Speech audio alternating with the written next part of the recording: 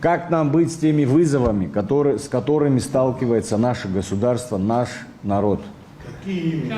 Все, начиная от социально-экономических, внешних вызовов, связанных с вопросами обороны.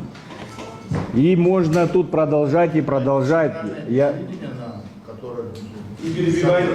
прошу прощения, я мысль доведу до конца.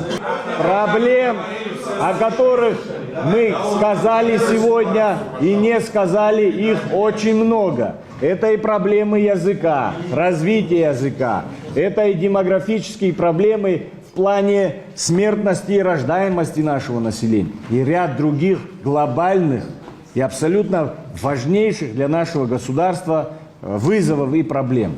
Видение президента, видение исполнительной власти, развитие экономического вектора заключается именно в развитии отрасли туризма.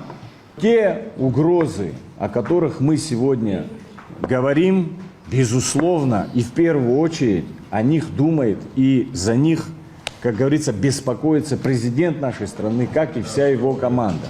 Я в этом даже не сомневаюсь.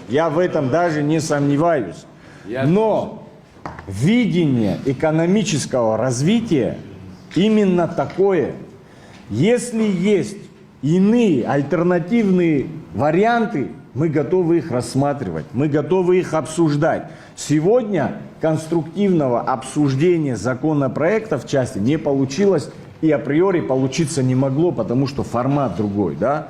Сегодня мы слышим, что его даже рассматривать не стоит. Хорошо, скажите нам, пожалуйста, что делать с уже имеющимися фактами правоотношений, которые мы наблюдаем с 18-го, с 19-го года.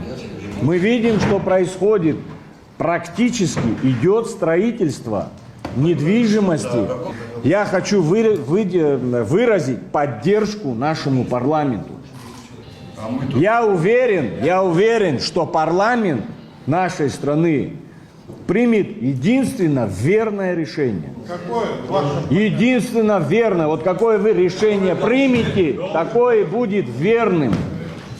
Как говорится, не поддаваясь на давление ни с одной, ни с другой стороны.